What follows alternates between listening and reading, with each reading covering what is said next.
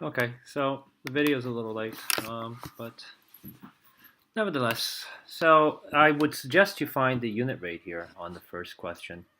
Um, so you would have to, let's see, find the unit rate for each one. So on the first store, what's the unit rate? So let's write that down. So the first store, the unit rate. So let me do 1025 over 5, right? Over 5 apples. And the unit rate would be 1025 divided by 5 equals 205 for one apple, right? So if I want to find out how much 7 apples are, I multiply this by 7 and multiply this by 7, and you can tell that 205 times 7 equals 1435. So it's definitely not store 1. So it's not done. Let's go store 2. Store 2 is 1134 per apple. And you're going to divide that by 6 apples, right? Let's find the unit rate. And you get 11.35 divided by 6. You get that each apple rounded is 1.89 for one apple. And then if you want to find out how much 7 apples is, obviously multiply that by 7. And you're going to get 13.24 exactly. Ooh, that's not it. It's very close, but that's not it. Let's find the third one, which is 15.44 divided by 8 apples. Let's find the unit rate. The unit rate for one apple is 15.44 divided by 8 equals 1.93. And we're going to multiply this by 7 and this by 7 times 7. It's going to equal 13.51. $13.51 for one apple. So that's also not it. So hopefully it's the last one. 18 point. So just double check. 18 for 9 apples. Let's find the unit rate. So one apple, 18.99 divided by 9 equals 2.11. And it's also not this one, 2.11 for one apple times 7. So I'm going to go back. So if you multiply that by 7, you get that's 1477 for 7 apples. 1477 for 7 apples. And that's not the one you want. It looks like it's this one, but did I do something wrong? So it's, oh, I see. So here I did 11.34. It should have been 11.35. It should have been 11.34 for 6 apples. So let me do that again. 11.34 for 6 apples, right? 11.34 divided by 6 equals 1.89 times 7 equals $13.23. So it's definitely this one. So the first one is B. Okay, so make sure that you have this correctly done. I just need a piece of paper. Number 1 is B. Okay, so let me just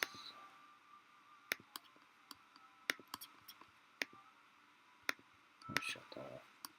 Number 2, Megan uses 2/3 cups of almonds. Change pens again. So 2/3 of almonds, cups of almonds, with 4 to make 4 cups of trail mix. Trail mix, right? So it says if you're going to make 9 cups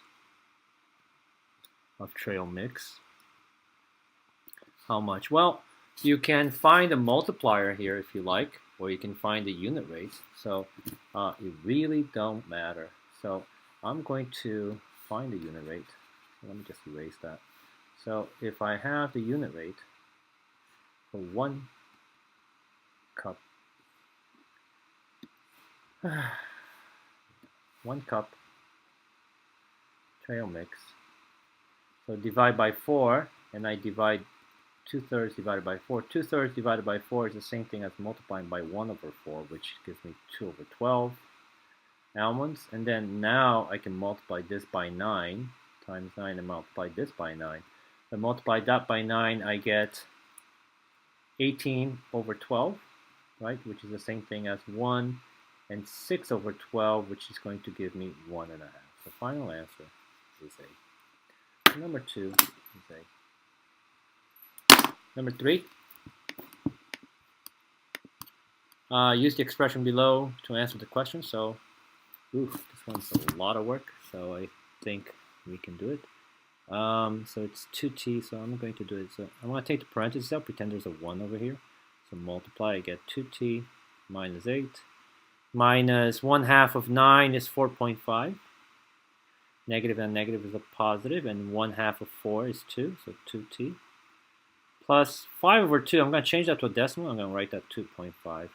I can combine like terms. I combine this 2t with this 4t. So 2t and 2t, if I circle these two and combine them, you can see that's 2t plus 2t. It's going to give me 4t. So right away I know these two are out. So now I just got to figure out if it's going to be minus 1 and minus 10. Well, I get negative 8, negative 4 and 4.5. And negative 8 minus 4.5, it's the same thing as negative 8 plus negative 4.5, which is negative 12.5. And then negative 12.5 plus 2.5 is just going to give us negative 10. So minus 10 gives us this answer. Number 3 is D. 4. Jeffrey types, how much can he type in 4.25 minutes? So one of the things you can do here is to, if you want to avoid the fractions, you can change it to a decimal. So I'm going to write 110 words in 2.75 minutes. And then we want to find out how much he can write in 4.25 minutes, right? So I can write 4.25 at 4. So if you can find the unit rate, find the unit rate. So we're going to find how much he writes in 1 minute. So divide by 2.75 and divide by 2.75. So 110 divided by 2.75 equals 40. So you can write 40 words per minute. Now look how much easier that is.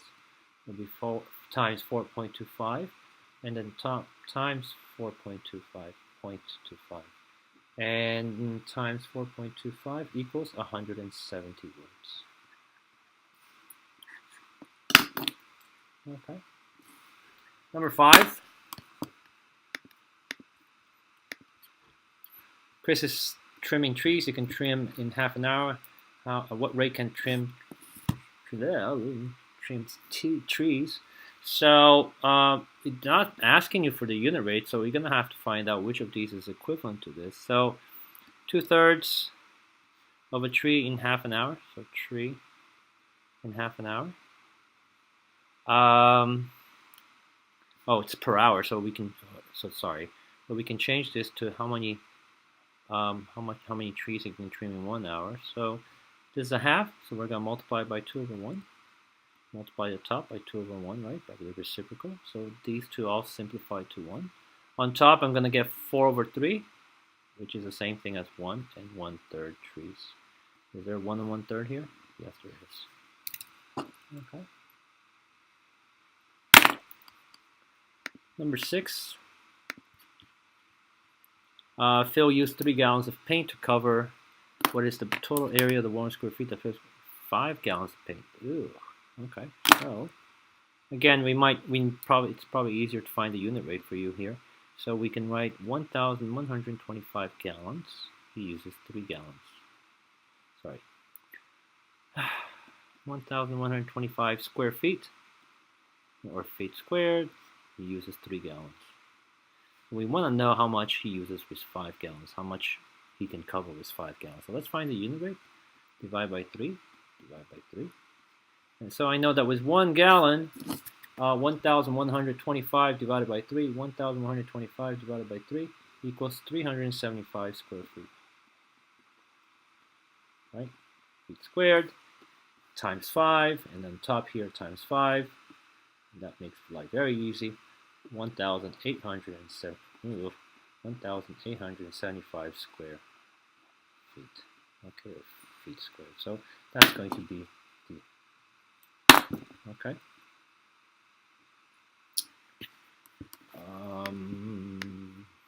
Moving on, number 7. Tyler cut 48 into 3 pieces. He then cut 3 3/4 inches of each square to make. So you had this much, right? And this measured 40 1/8. So we gotta take that and cut that into 3 parts. 1, 2, 3. So how much is each part? Well, so take your calculator, type in 40 1/8. Okay, and if you don't have a fraction calculator, you can go ahead and divide 1 divided by 8. If 1 divided by 8 is 0.125. So we can change 40 1/8 if you don't have a calculator with a fraction, or find one on the internet that deals with fraction. Or we can write 40 1/8 is the same thing as 40.125. They're the same exact thing.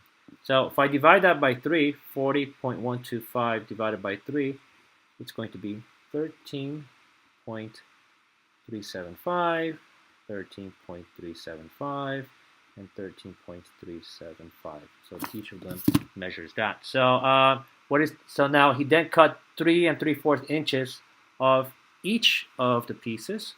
So I don't even, well, I know if I have, I mean, think about it. If I take 3.375 and I subtracted that by 3 3/4 is the same as 375. Okay, so it's going to be, even if you round this, you can tell that's going to be 13 minus 3 is not 33. So this is gone.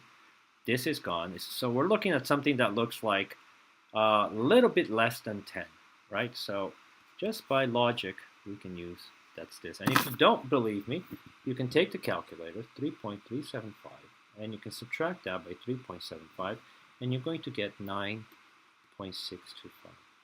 And the only answer that looks like that is letter A. Okay. Number 8.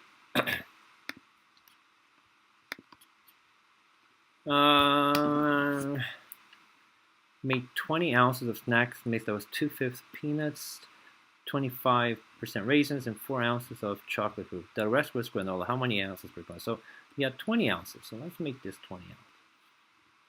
All right. So 2/5 of it, and I'm gonna make 2/5 of it.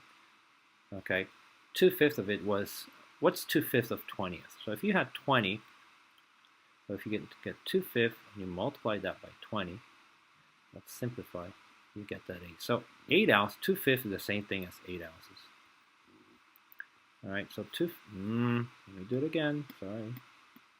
So 2/5 of it was peanuts. So 2/5 of 20 is the same thing as 8 ounces. 25% was raisins. So if you take 20 and you cut it into 25% pieces, so you got 25%, 25%, 25%. Right? 25% is 1/4. So if you take 20 and you cut it into 4, each piece would be 5, right? 5, 5, 5. So I know that 20%, which means 20% was raisins, and it would be 5 ounces. So 5 ounces of it was in raisins. 4 ounces was chocolate chips. So again, I can put here that 4 ounces. That's the same thing. 4 ounces. So this was chocolate chips. So this is my chocolate. This is my raisins. And this was my peanuts. So what's the leftover here? The leftover here was granola. So how much was it granola? Well, you know that the total is 20, so 8 plus 5 is 13. 13 plus 4 is 17, and therefore 20 minus 17 is 3. So the leftover here, the granola, is 3 ounces. And we have it right there. These are too easy. 10, which expression is the same thing as negative 18 minus 64n? Okay, so you can apply the distributive property and see if it works. So let's do that one.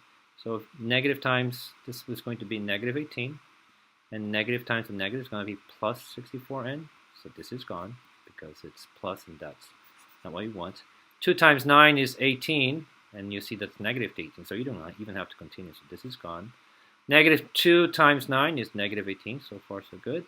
Negative times 32 here is going to be negative 64n. So this, as you can tell, is exactly the same thing as that. So number 9. Number 10 is C. What was number 9? Number 9 was A. Uh-oh. Okay.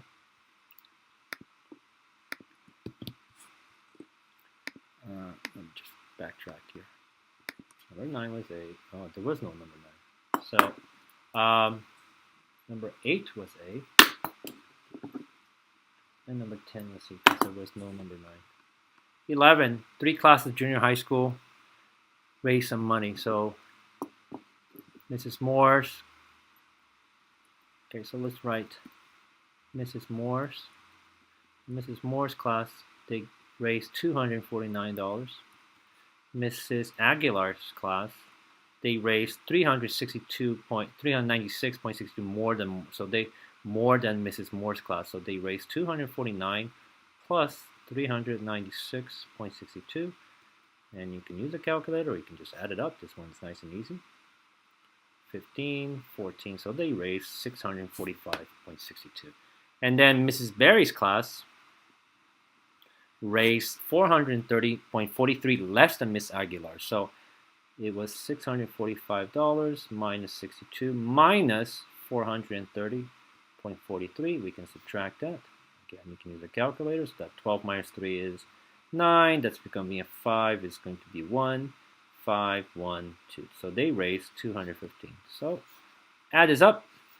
Well, if I add 249 plus 645 plus 215, there's no way it's 215, so that's gone. There's no way it's 464, that's gone. So it's either going to be one of the two. And it's looked like it's going to be letter D. So let me just confirm 249 plus 215.19 plus 645.62 equals 1,100, and we have that one. Okay. Number 12, or number 10, oh, number 11, number 10, what the heck? No, second number 10, okay, so that's a little bit confusing. So we're going to go back to number 10. At midnight, the temperature was -8, so you can draw a number line.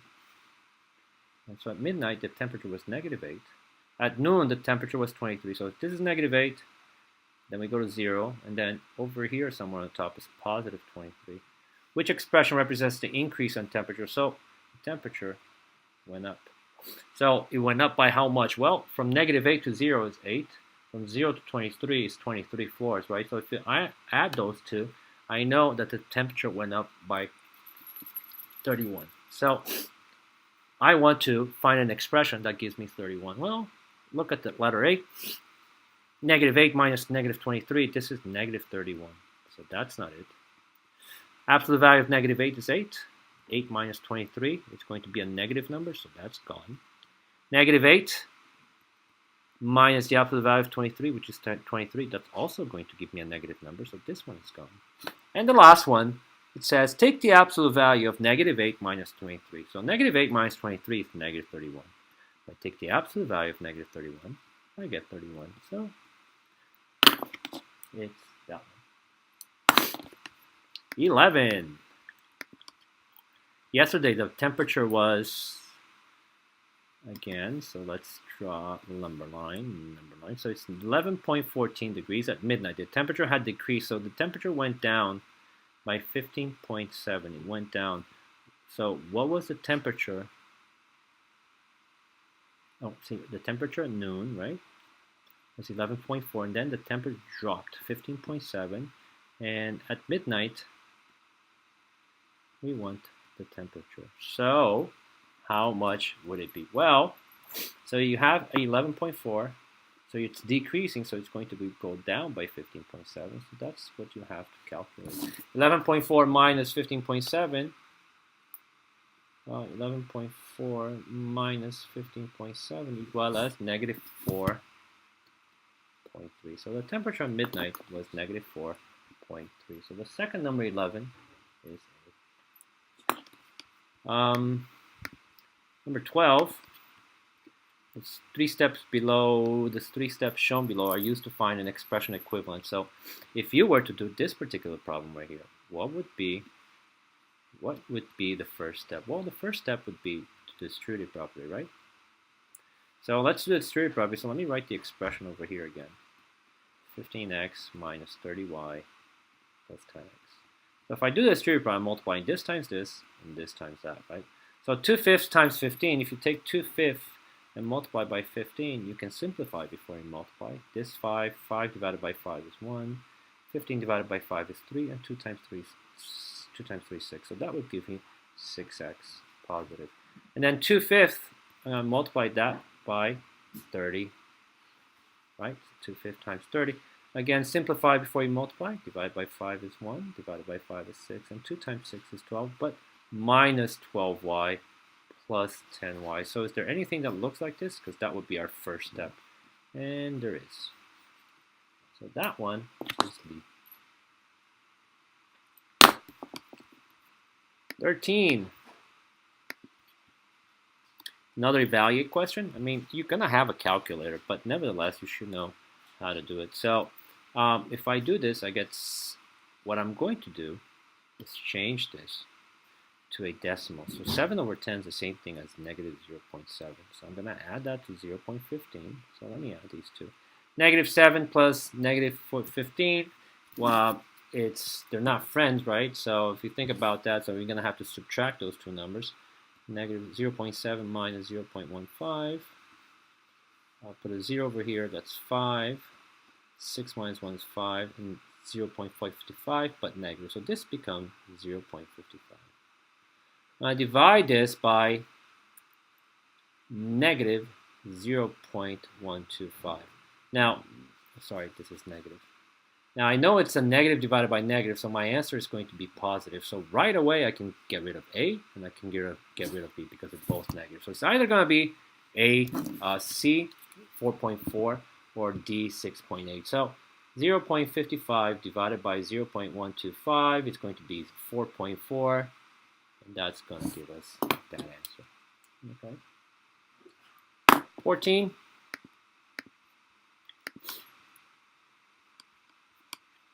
Okay, not too many left over. 14 is something about dog food. So I know, and I'm going to write the relationship in here. 3.5 or 3.5 bags of cat food every 3 weeks. That's what I have given. You feed this cat the same amount of food each day. Which expression can Gary use to determine the number of food of pounds of cat food he eats each year? So in a whole year, you have 52 weeks. So if you divide 52, find the relationship here. You're going to get that it's times 3. Okay, so let's see which expression is going to be 7.5. Well, 7.5, I see. So you know what? Let me do this again because they kept it as a fraction, so I'm not going to change it to a decimal. So 7.5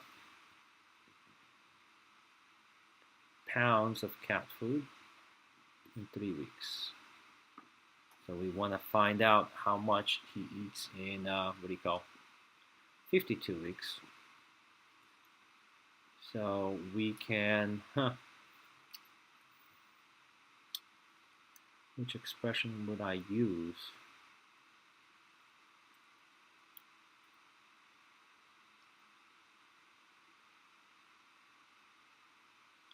Hang on a second.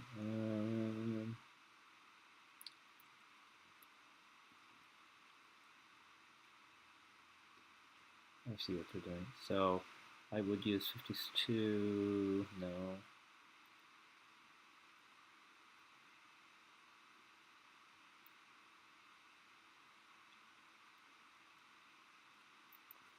Yeah, second. 7.5 every 3 weeks. And if I did to find out the relationship here, it would be 52 divided by 3, right? So 52 divided by 3. So this relationship is this. To find out the multiplier, right? My multiplier, I would divide 52 by 3, agreed? So here's my multiplier. And then I would multiply that by 7.5. So it's definitely A. Okay. If you think about it, the first thing we would have to do is divide 52 divided by 3, which is that one. And then whatever my multiplier would be, I would then multiply by 7.5. So let me just show you. So 52 divided by 3 is 17.3.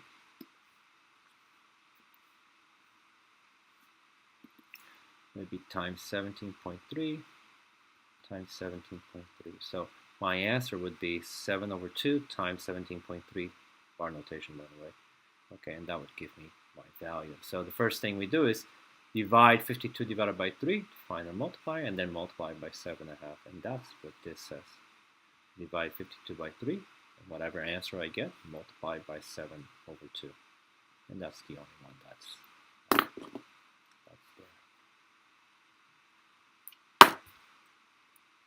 15. Which expression represents the prime factorization of this? So if you want to remember, you want to use the prime factorization, 32m plus 56mp. So we can use this, the ladder method. Think of a number that goes in 32 and 56. Well, you can use 2, but let's just think of the highest number. The highest number that goes in there is 8, because 8 times 4 is 32, and 8 times 7 is 56. It doesn't go any longer. So the number outside is going to be 8. Can I take a letter out as well? Yes, because this has an M and this has an M. So I'm going to take the 8M. Now, let's see what we can do. What we can put over here. What times 832 is 8 times what is 32? Is 4. The M we're not going to do, because if you think about these two, 8 times 4 is 32, and M goes over here, right? Plus 8 times 7 is 56. M is already there, so I don't have to worry about, and we're going to write a P. So if you double check,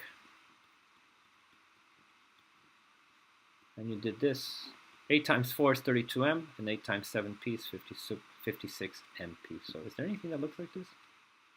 8m, 4, and 7p. Yes, there is.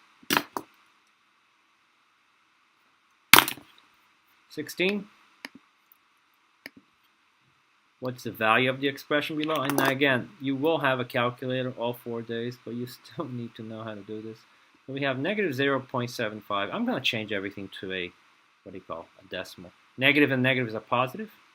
2/5 is 0.4, plus another 0.4. And then negative, positive and a negative is going to be a negative, minus 0.75. So much easier if you just, and again, when the fractions allows you to, what do you call, change it to a nice decimal, you do it. Negative 0.75. Okay, so negative 0.75 plus 0.8. I added these two to 0.8 minus 0.75. It's going to give us negative 0.7. Final answer. And then last one. Addison wants to ride her bicycle more than 80 miles this week. She has already ridden her bicycle 18 miles. Which inequality could be used to determine the mean number of miles M she would need to ride her bicycle each day for 6 more days to what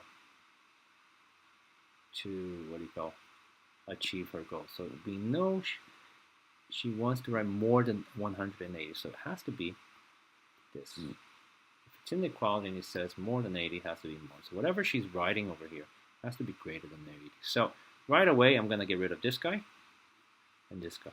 It doesn't make any sense. So what has she ridden already? She has done already 80 miles. So whatever this plus 80, it's going to have to be greater than, what do you call, 80. Now, right there and then, I don't even have to continue. So I know she wants to ride 6 more days. So 6 days times however many miles she rides per day plus the 80 that she already has ridden has to be greater or equal to 80. So this one is that. And you can tell that we didn't even go and find the answer right on this one. So 17 is that one. Okay, just by reading the problem, understanding what operations are needed, you can figure out that answer. 18, what is the value of that expression? Well, this one I can't change it to a decimal because it's 2/3, 0.6 bar notation. So I actually have to do this. So let me do that first. Find the common denominator, which is 6. So that one's already a 6, but this one changed to 6 times 2, and on top times 2, and I get a 4. So 4 minus 5 is -1, -1 over 6. So now I have -1 over 6, right? This whole thing. And then I'm going to divide that by 3/4, which means we're going to multiply it by the reciprocal, which is 4/3. I can simplify. 4 divided by 2 is 2. 6 divided by 2 is 3. Negative times a positive is a negative, and then 1 times 2 is 2, and 3 times 3 is 9. -2 over 9. Okay. 19, same thing. Can I change? I can. Do I want to? That's just... So, again, you get 3.5 minus 9.75. So much easier, right? 3.5 is the same thing as 3.5, and negative and minus 9 3/4 is the same thing as 9.75. So if I can actually do that very easily, right? That's going to give us 6.25 negative. And then I'm going to divide that by -2.5, which is also negative. So I know my answer is going to be negative divided by negative. It has to be a positive. So this is gone, and this is gone. And 625 divided by -2.5, you can, and now you know, actually 6.25 divided by negative, I'm just going to take the negative out because it's going to be positive anyway. So I'm going to move this one over. It's going to be 25. Move this one over. It's going to give me 62.5. 25 goes into 62. Let me put a decimal on top. 25 goes 62 2 times, which is 50. 1, 2 left over, 12 left over. Let's bring that 5 down. And 25 goes into 25 5 times. So my final answer is that one. Okay. So, again, little spiral. Never hurt anyone. And we're done.